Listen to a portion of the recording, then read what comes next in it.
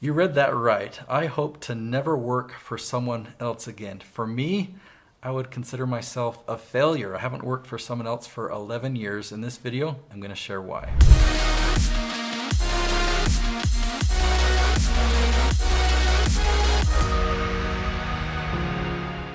Nate, talk to me about the last time that you were working for someone else. What were you doing? I was doing telemarketing. I was with a company called Orange Soda. They don't sell soda. They sell web design and search and optimization, if they're still around. I don't know. That was 11 years ago. Before that, I was actually an independent contractor in a finance company. Took a break, got a telemarketing job, and that was my last job. Well, obviously there are some negative connotations about telemarketing, but what was it that was so bad about telemarketing that you were just like, that's it, I'm never working for someone else again? You know, telemarketing is actually a great job. I enjoyed it and I was good at it. So I felt like I could really, because it was a base plus commission. I felt like I could actually, control my income to a point. They did start recycling leads and whatnot. That's a long story. The biggest challenge that I had, or that I found myself in with this job, is I saw some problems in the company. And I have an eye for results. Like I always see, like, here's all the ingredients. I can see the end result. Or if I know what the end result is, I can see whether we're heading towards it or not. I've learned that that's an ability that I have. And being in that telemarketing position and seeing some of the things that the company was doing in terms of the churning of the sales employees and some of their initiatives and how they got leads, I had some ideas. I had some ideas that I really believed would help the company. And guess what happened when I shared my ideas? I'm guessing that they didn't take it very well. They just told me to stay in my lane. They and even harsher words than that, actually. They basically said they that wasn't my role. I wasn't meant to help the company grow. I was meant to get on the phone and do telemarketing. And, I accepted that. I went back to my position. But I've learned that I am a creator. And when I have an idea, even if it's a bad idea, because I've had many of bad ideas that didn't work, I like to figure it out. I like to test it and try it and see what doesn't work. And then ultimately, because when something doesn't work, then you try another idea and you eventually find out what does work. Obviously, I've been right on a lot of things. My ideas about this YouTube strategy.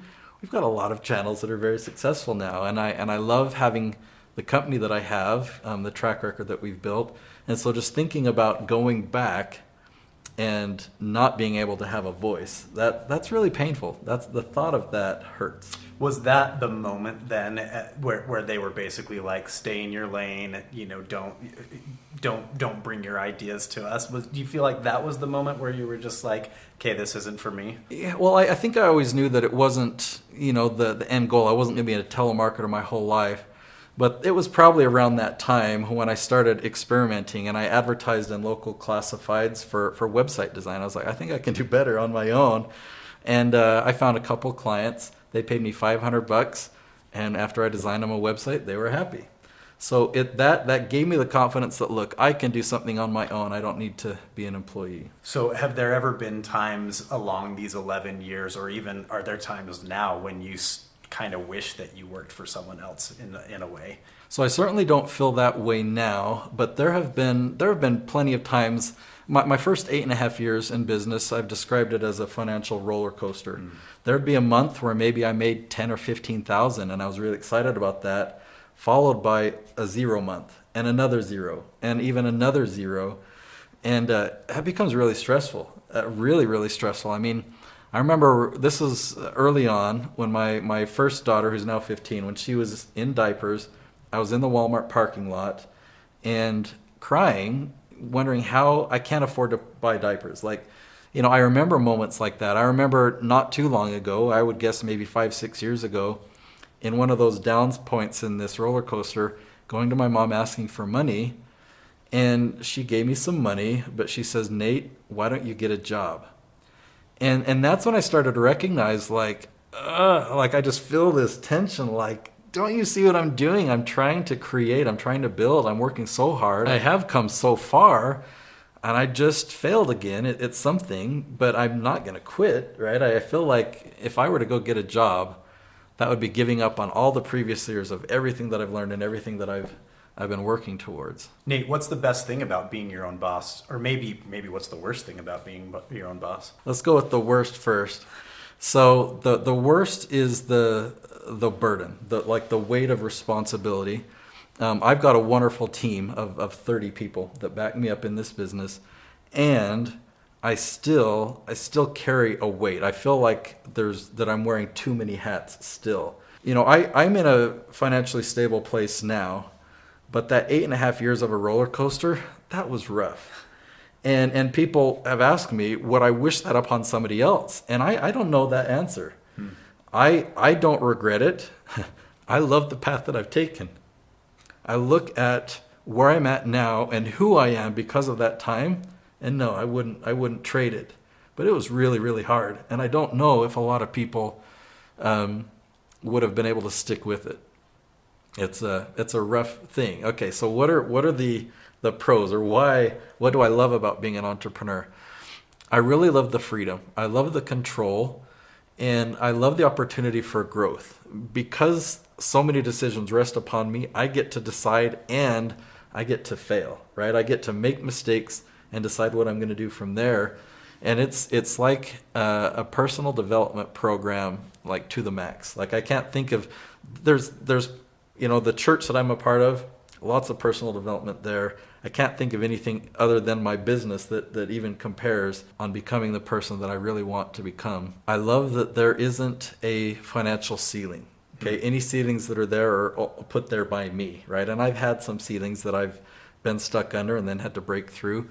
I definitely love that. Ultimately, I love that I get to create. When I have an idea, there's no one telling me that I can't move forward and pursue that idea. I get to go after it. Really good stuff, Nate. Thanks for sharing some of those experiences with us. How does it affect your family life? Oh, good and bad. In the times where I'm feeling the weight of financial stress, got to pay the bills, I'll put in 16-hour days, and that's obviously very taxing on the family and being able to spend time. But on the other hand, a few weeks ago we took our 2-week vacation to Orlando. Yeah, that was obviously a very good thing for my family. I've heard lots of opinions about balance and time management and stuff like that, and sometimes I just have to accept that, you know what, I've got to put more time in this area than in others that are still important to me, as long as you don't stay there. And sometimes that is a weakness. Like sometimes I get so involved with my work that I forget about going home. So I've just had to set certain limits. It's like 6 p.m. each night. That's dinner time, and I'm home to have dinner with the family. We have time in the morning, so I'm there for breakfast and for dinner. The way that I hope that it impacts my family and especially my children is I hope I'm being a good example. Not that everything that I do is the right example to follow, but I hope my kids learn from me the principle of making mistakes is okay and that you learn from it. And also, I'm really excited to have them step out and experience entrepreneurship. And I can be someone there to help them along the way and coach them along. I didn't have a coach like that when I got into it. So I know that they'll have hard times, but hopefully seeing the hard times that I've been through and the fruits at the point that I'm at now, I'm kind of hoping that they take that leap and try out entrepreneurship as well. If you're an entrepreneur and you would like to know how to leverage YouTube like I've figured out so that you can generate leads for your business and have these videos last for years and years and years, then I've got a video right here that you should watch next. My strategy is the strategy used for businesses to generate leads.